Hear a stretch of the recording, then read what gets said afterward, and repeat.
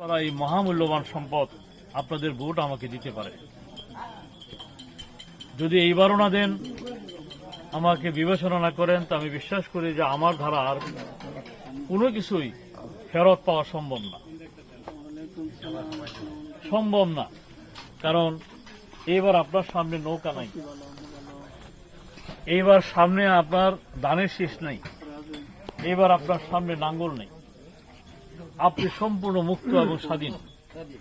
জাতীয় প্রতীক ছাড়া নির্বাচনের উদ্দেশ্য হল আপনারা যাতে ভালো মানুষ চয়েস করেন।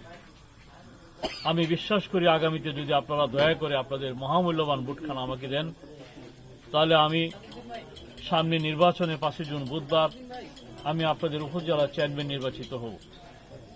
আর আমাকে যদি এই দায়িত্বটুকু দেন, আমি আপনাদের এই যে অধিকার থেকে দীর্ঘ বছর বঞ্চিত হচ্ছেন, আমি চেষ্টা করব 100% আদায় করে দেওয়ার জন্য আপনাদের পক্ষে। আপনারা একটু দয়া করুন, সাহায্য করুন।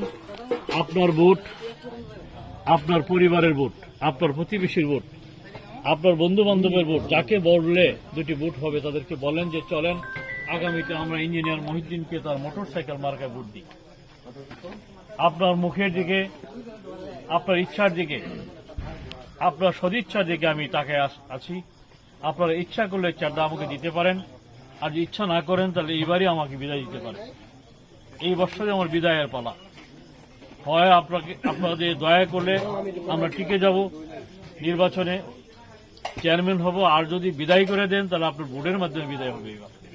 এবং আমার মনে হয় আমার আর সুযোগ থাকবে না আর রাজনীতি করা। কারণ 31 বছর বয়সে আমি আসছিলাম,